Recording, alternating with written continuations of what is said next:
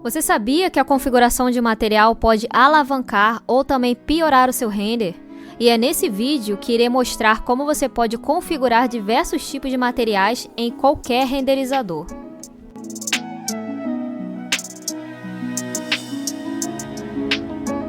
Olá, sejam todos muito bem-vindos a mais um vídeo e também a mais um tutorial.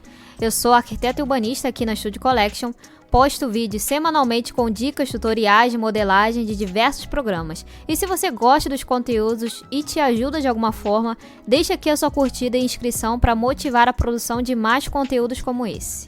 Bom, gente, como eu havia comentado nos meus outros vídeos aqui no canal, a configuração de um material não só é muito importante para um render, como é essencial para a sua cena se tornar cada vez mais perto da realidade. Atualmente existem diversos tipos de renderizadores no mercado e a maioria deles já vem com uma biblioteca de materiais configurados, que basta apenas você escolher um e aplicar na sua cena.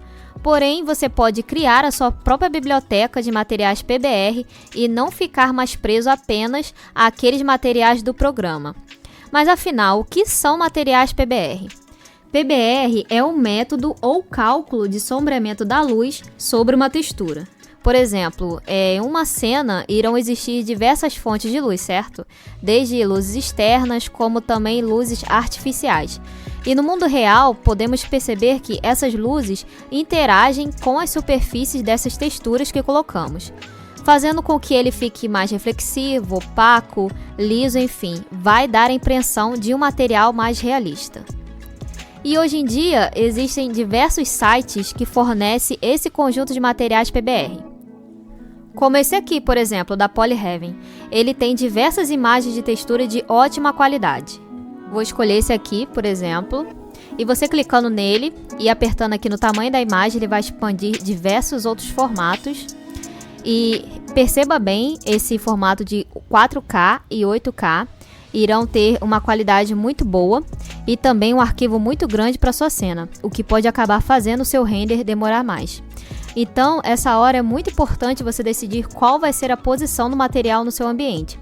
Se ele vai ficar mais próximo da câmera, então você pode baixar essa qualidade em 4K. Se ele estiver bem distante, como em segundo plano, por exemplo, prefira baixar qualidades menores. Eu vou manter esse aqui de 2K. Apertando aqui, você vai clicar em Zip e vai baixar todos esses formatos aqui em JPEG. Entrando na pasta do material que você baixou, perceba aqui várias imagens de uma mesma textura. Esse que é o conjunto de materiais PBR. Então, eu vou abrir aqui um modelo de SketchUp. Eu vou trocar já essa textura aqui do piso. Vou clicar aqui para entrar no grupo. Vou selecionar a face. Vou vir aqui nessa bandeja padrão e vou achar aqui a aba de materiais. E aqui em editar, eu vou clicar nessa pastinha. E a primeira imagem que temos que colocar é conhecida como Color Map ou Diffuse, que é o mapa principal, a que vai conter cores e informações da textura. Você pode encontrar os tipos de mapas verificando esse último nome aqui. Então você pode tanto aumentar a escala desse material, vindo aqui na aba de materiais e trocando a escala por aqui, ou mesmo trocando a escala dela já no Inkscape, vindo aqui em editor de materiais. E você vindo aqui nessa parte de albedo, você vai clicar no nome do material e ativando isso aqui, transformação explícita da textura. E aqui você consegue também trocar a escala desse material. Já com a nossa textura aqui aplicada, perceba que não tem nenhum relevo. Então, quando a luz passa por essa superfície do material, ele está completamente liso, o que é fora da realidade. Então, precisamos adicionar um mapa de relevo. Aqui no Inkscape, você consegue aplicar esse mapa de relevo facilmente, clicando nesse botão aqui, em usar albedo. E aqui embaixo, nessa barrinha, você consegue aumentar ou diminuir essa intensidade do relevo. Caso você queira adicionar texturas de relevo, você basta clicar nessa pastinha aqui do lado e escolher o mapa que você quer. E bom, existem dois tipos de mapas bem conhecidos, o Normal Map e o Bump Map. No Normal Map existem essas duas imagens aqui, certo? O DX e o GL, certo? Para isso, devemos entender o conceito básico dessa imagem. Abrindo ele no Photoshop, você vai vir aqui nessa aba em canais e você pode perceber essas 4 opções: RGB, vermelho, verde e azul. Onde o RGB é a combinação dessas 3 cores aqui embaixo. E cada uma dessas cores representa um eixo da imagem. O vermelho é o eixo X, o verde Y e o azul o Z. Esses eixos indicam a direção da iluminação. O eixo X ele vai colocar a luz para a direita e esquerda. O Y vai indicar a luz para cima e para baixo. E o eixo Z para frente ou para trás. E é aí que esses tipos de normal map entram, o OpenGL e o DirectX, que nada mais é a direção do canal verde, que é esse aqui. Ele vai indicar o eixo Y sobre a cor. Se ele é menos Y, a textura vai aparentar estar afundada, voltada para baixo. E o mais Y, a textura vai sobressair. E é essa percepção que a luz dá sobre esses materiais. Um ponto muito importante que você também deve se atentar é que cada renderizador utiliza um tipo de normal map. O Inkscape, por exemplo, ele vai utilizar o OpenGL.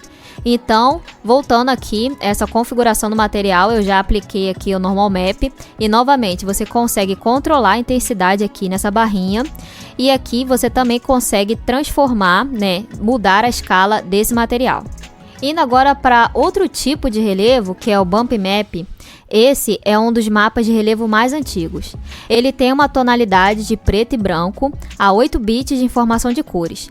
As texturas são criadas artificialmente na superfície dos objetos usando os tons de cinza. Nenhuma modelagem é feita, rachaduras, buracos. Todas as informações de relevo são usadas para dizer ao programa basicamente 2 coisas: para cima ou para baixo.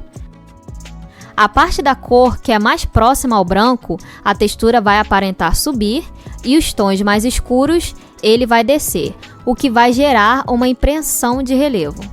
Até aqui podemos perceber uma grande diferença em relação ao gerador automático de relevo do Inkscape e as imagens de texturas que adicionamos manualmente. O próximo mapa que iremos adicionar aqui é o reflexo.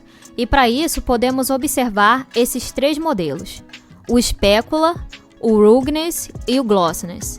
O Roughness, ele basicamente vai mostrar ao renderizador para onde vai os reflexos na superfície. Abrindo essa imagem então, podemos perceber apenas 2 tonalidades, algumas áreas mais escuras e outras mais claras. Então funciona no mesmo processo. Nesse caso aqui, essas áreas mais escuras vão refletir mais e todas essas partes aqui mais claras não vão ter reflexo. Lembrando que para ter um reflexo do material, vai precisar ter alguma incidência de luz, caso contrário, esse material não vai parecer tanto reflexivo. O Glossiness, por sua vez, se abrirmos esse mapa, podemos perceber que funciona no mesmo objetivo do Roughness, porém de forma invertida. Em alguns programas de renderização, você consegue inverter essas tonalidades, como por exemplo aqui no Inkscape. Voltando aqui em reflexões, você vai clicar na pastinha e já vai escolher aqui, Roughness. Você clicando aqui no nome dele, você consegue inverter esse sentido do reflexo. Aqui nessa opção de baixo, em Specular, se você diminuindo esse valor, perceba aqui que essas áreas de reflexo, de brilho no caso, vão escurecendo mais. Então, à medida que você aumenta esse valor, esse brilho vai aparecer mais forte, o que vai parecer que sua textura está mais clara. Nesse mapa de Ambient Occlusion, ele vai dizer o quanto uma luz vai interagir com a superfície de material. Ele fornece informações de sombra com base na iluminação total de uma cena. Bom, eu tenho aqui essa esfera que está sendo iluminada diretamente pelo sol nesse sentido. Então, obviamente, ele vai gerar essa área aqui de sombra nesse meu objeto. Porém, como podemos perceber no mundo real, as sombras são bem mais suaves e não rígidas como nesse exemplo. Ao olharmos bem de perto uma foto real, por exemplo, podemos perceber que ocorre uma luz também nessa área aqui de sombra. E é isso que chamamos de luz ambiente. Ela também é conhecida por luz indireta, luz rebatida, luz refletida.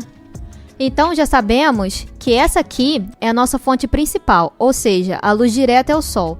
E também teremos a luz ambiente, que vai ocorrer dentro aqui dessa sombra. Os raios dessa minha fonte principal irá passar e vai bater nessa base e também vai ser refletida para cima. Porém, nenhuma superfície é perfeitamente lisa e uniforme. Então, obviamente, esses raios irão ir para todos os lugares na minha cena.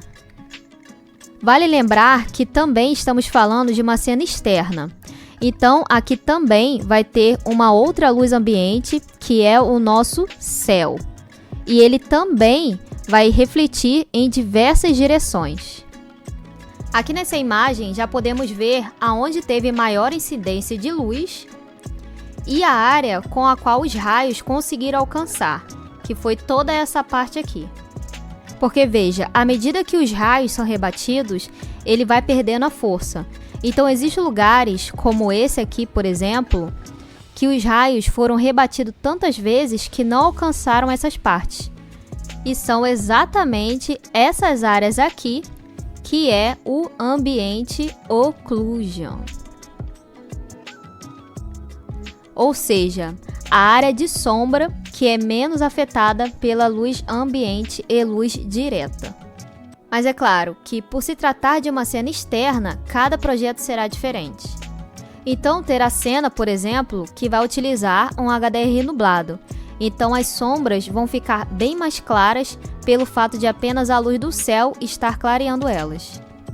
E com a mesma cena de esfera, eu também exportei essa imagem aqui de Ambient Occlusion e aqui podemos perceber como acontece. Reparem todas essas áreas aqui em preto e é onde a luz está fraca ou mesmo não está chegando.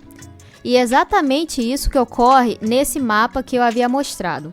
Quando você coloca esse mapa em um objeto, por exemplo, você está tendo maior controle sobre esses rebatimentos de luz. Adicionando agora esse outro tipo de relevo conhecido como displacement, ele vai deformar a textura, ou seja, ele cria um volume na superfície desse material. Imagine um gráfico, onde a cor cinza é a medida 0, a cor branca são medidas positivas, então mais 1, e a cor preta é menos 1. Então, observando bem esse mapa, podemos perceber que terão partes que irão subir mais a modelagem e partes escuras vão afundar. E esse material, ele pesa muito, muito a sua cena, pois ele de fato irá criar pequenos polígonos sobre essa textura. No caso desse piso, por exemplo, não será útil colocar um material de displacement, visto que a própria textura de normal já traz resultados realistas e que não irá pesar tanto o render quanto fosse um displacement. Esse ARM Map, ele é a junção da combinação da textura de Ambient Occlusion, Ruggedness e Metallic. Esse mapa de textura ARM ele é pouco conhecido, mas ele combina essas três texturas em um único mapa. E ele transmite, esses canais de cores separados, o vermelho, o verde e o azul. Bom, gente, ficou assim o nosso material com todos os mapas já aplicados. Se você gostou desse vídeo, não deixe de curtir e também deixar aqui a sua opinião ou mesmo sugestão para os próximos conteúdos. Nos vemos na próxima aula e até mais!